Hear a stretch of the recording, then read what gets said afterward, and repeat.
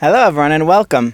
We're here in Yeshivat Chut Shel Chesed under the guidance of Rabbi Shalom Arush, may Hashem bless him always.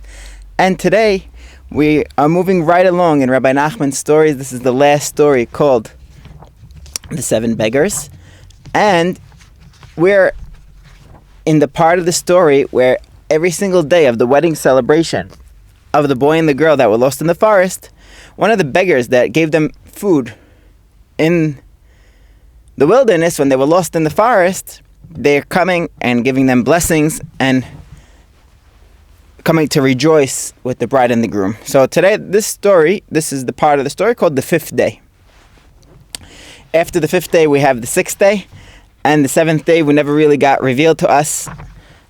Each one of these beggars has some sort of thing that looks like they are lacking, but really in truth they're not lacking. So we saw the one that couldn't see, the one that couldn't hear, the one that couldn't speak properly. Now the one with the crooked neck. Now we're on the 5th day with the hunchback. He has these not really shoulders, doesn't look like he has shoulders. So on the 5th day, while they were rejoicing, the couple recalled the hunchback beggar. They yearned for him very much, saying, how can we bring this hunchback beggar here? If he were here, there would be a very great joy. This is words that we don't see by any other part of the story, that they're like, if he would come, then we would really be happy. So it must be something special about this beggar. And it's brought down that Rabbi Nachman was in a very happy mood when he told this specific day. So maybe it has some secrets about happiness. Suddenly he appeared and said, Hineni, here I am. I have come to the wedding. With that, he fell on them, hugging and kissing them. He then said to them, originally I bless you that you should be like I am. Now I am giving you this as a wedding present, that you should be like me. Now you think that I am handicapped. I'm a hunchback. I'm not a hunchback at all. Quite the contrary. I have broad shoulders. My shoulders are a case of little holding much. And I have a haskama. Regarding this, I have a story to share. Just like all the other ones, they came with their story. And they said, see, I have a proof. And I have a haskama from a specific person, from a specific story, from a specific scenario. I was able to help something. They all come with this. What does it mean, a little holding much? So this is a very deep concept. It's called mu'at machzikat merubeh. You have something that's a little that can, it's a certain phenomenon where you have something that's very small that can hold a lot. So we'll see different cases of this. Each person will now boast and try to prove to each other that they have this trait. But at the end of the day, only our hunchback is the one that has this real value of the little holding much. This can be pretty much something called that defies space. For example, we know that the Beit HaMikdash was a place that was so small, but everyone would come. All the Jewish people would come for the holidays, and even the non-Jews were able to come, and everyone was squishing, but they wouldn't feel squished. Even the land of Israel, it's just teeny land, but there's just so much development going on, and there's so many people here. These are different things that have the idea of a little bit that holds a lot. The Torah itself is something so technically small, but it has so much depth, and so much ink was spilled on just the words of the Torah. The whole Zohar was of the Tikkunim is one big book on one word. The Torah itself is this concept of little holding much, just a little bit to try to understand what does it mean a little holding much, but you have this little thing that can hold a lot of things. So to speak, he is going to be this beggar, this hunchback beggar, that his shoulders are really so broad and he's holding up a lot. So there was a discussion, people were boasting about this concept of the little holding much. One boasted his thing, the other, and everyone laughed that one of them made a joke of him, but the others who boasted about being little holding much were accepted. However, in my case, the concept of little holding much is greater than all of them. So let's see, who did they laugh at? Who was really and who was the best in this trait? One of these people boasted about his brain. This is a perfect example of a little holding much. In his brain, he carried thousands and myriads of people with all their needs, all their habits, all their discussions, all their movements. Since his brain carried so many people, it was an example of a little holding much. Others laughed at him. They said that the people are nothing, and therefore he is also nothing. If you're a king over dumb people, so the things they hold in your brain are dumb. That's what he's trying to say. So if he's a ruler over people that are worthless, Not to say that people are worthless, but in a way, a person should understand that if your brain is full of nonsense, so yes, my brain holds a lot of things, but it's holding nonsense. One said, I saw such case. He says, I saw a mountain which was covered with excrement and filth. I found it very surprising and wondered where all this dirt and filth come from? Where did this garbage come from? There was a man near the mountain, and he said, all this came from me. That man lived near the mountain, and whenever he ate and drank, he would throw his garbage and excrement there. He therefore made it a filthy place, putting in a large amount of garbage and excrement on the mountain. Therefore, this man was an example of little holding much, since he was able to produce so much garbage. So, again, they laughed at him because, yes, you hold a lot, but what are you holding at the end of the day? The little holding much should be something more deep, something more fulfilling. So one boasted that he had an example of little holding much. He said, I have a state that produced much fruit. When the amount of fruit produced by the land was calculated, it came out that the land did not have enough room to hold all the fruit. This was not enough space in the land to hold all the fruit that it produced. Therefore, it was an example of little holding much. So now his words were well accepted. This was considered an excellent example of little holding much. One said he had an orchard with fruit. It was a beautiful orchard, and many people and nobles traveled there. In the summer, many people and nobles would come there to take walks. The orchard, however, did not have room for all the people who came there.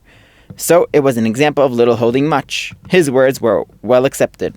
So I don't know if you remember, but we spoke about this idea of a garden and the fruit and trees. This is the idea of souls. So here, this person, he could be a tzaddik that nurtures and takes care of these souls. One said that his speech was an example of little holding much. Why? He was a secretary for a great king, and many people came to him. Some came with the praises for the king, others came with petitions. It is obviously impossible for the king to hear all of them, so I take all the messages, condense them into a few words, and I tell the king, right? The few words of mine contain all the praises and petitions. Therefore, my speech is little holding much. This is also an accepted one. One said that his silence was an example of little holding much. Why? People were denouncing him and slandering him very much, but no matter how much they did so, he would answer them all with silence. Throughout it all, he remained completely silent.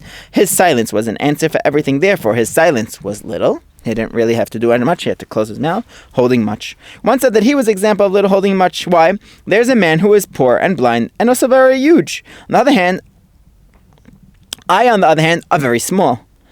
Right? But even though I am very small, I lead the poor blind man who is very huge. Therefore, I am little holding much. The blind man could trip and fall, but by leading him, I am actually holding him up.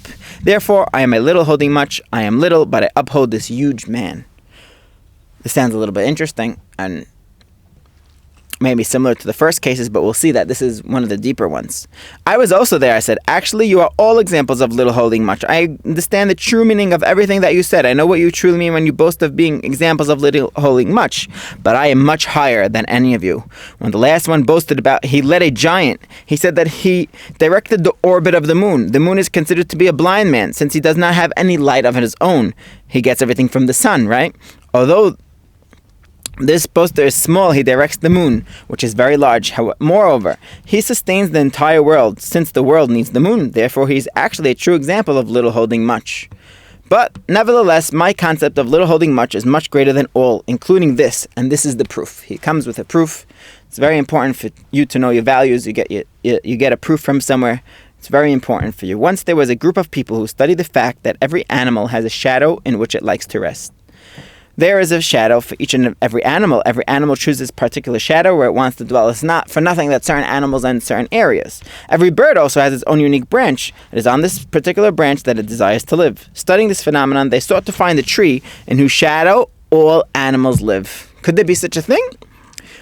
So they probed and discovered that such a tree exists. They wanted to go to the tree since near it there must be a wonderful delight beyond imagination to see this sight of all the animals and the birds. The animals under the tree, the birds on the tree must look amazing. All birds and animals are there, and none harms the other. They all live in harmony and frolic together, so it must be an extraordinary delight to be near that tree.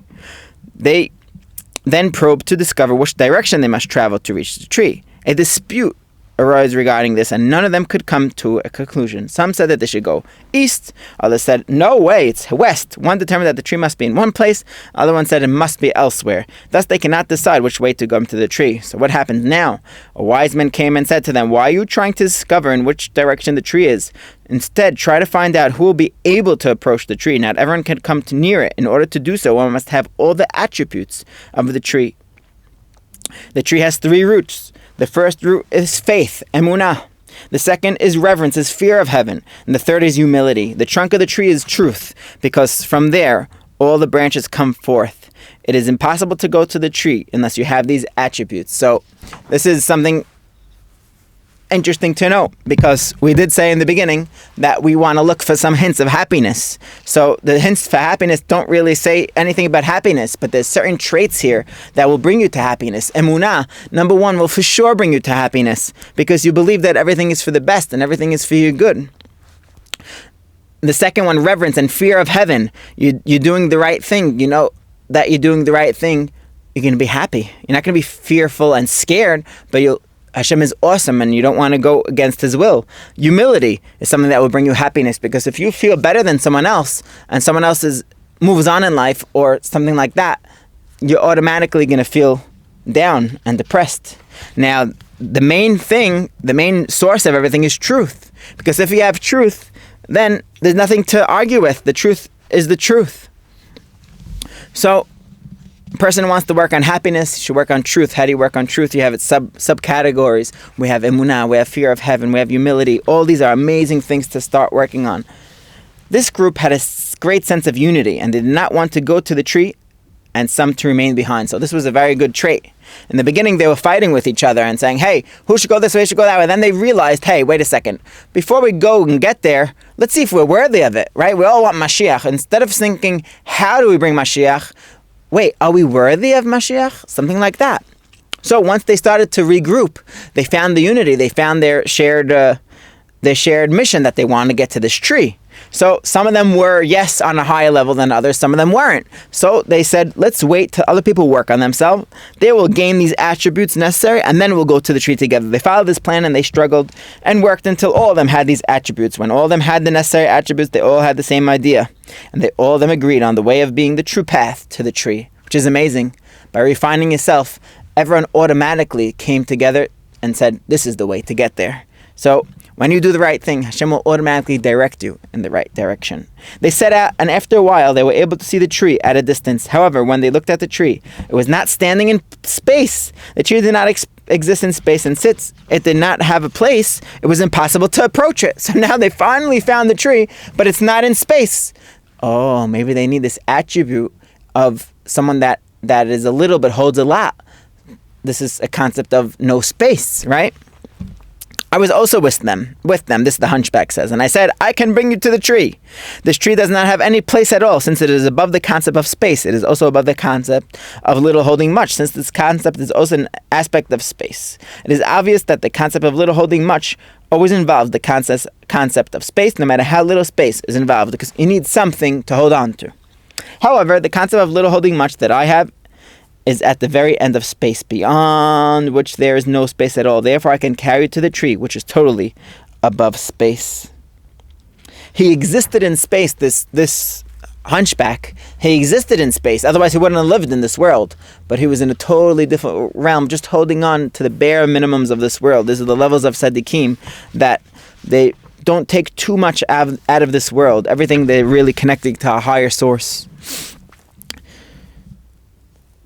I took them and carried them to the tree. Therefore I have the word of these men, which were also great men, right? That I possess the highest concept of little holding much. He appeared to be a hunchback because he carried much on his shoulders, being the case of little holding much. I am now giving you this as a gift. They should be like me. When he finished, there was a great joy and very great rejoicing. This is the end of the 5th day. May Hashem help us to gain true happiness, to gain the attributes of the tree, which are faith, fear of heaven, humility, truth. And like we said, that they all had the unity. And once you have unity, everyone's in the same, you respect the others, which is an amazing thing. They respected the other people. They said, yes, we're all in the same boat. We all want to get to the tree. Some people are more refined than others, but we're going to wait for you. We all want Mashiach. We all want Mashiach to come now, but we don't want anyone to be left behind. So we got to do our part and have the patience. You might be ready, and that's okay. First of all, maybe you're not ready. Second of all, even if you're ready, you don't want anyone else to lose out. You don't want to bring the world to purification, and automatically things will fall into place and Mashiach will come. Thank you for watching. Join us next time for the 6th day. Probably going to have to be in 2 parts, because this is a long story. This story is the 6 days called the Water Castles. And with that, we conclude Rabbi Nachman's stories. So looking forward to this. There's still some more short stories afterwards and parables, which hopefully we'll get to do together. Thank you for joining us on this journey. We'll catch you next time.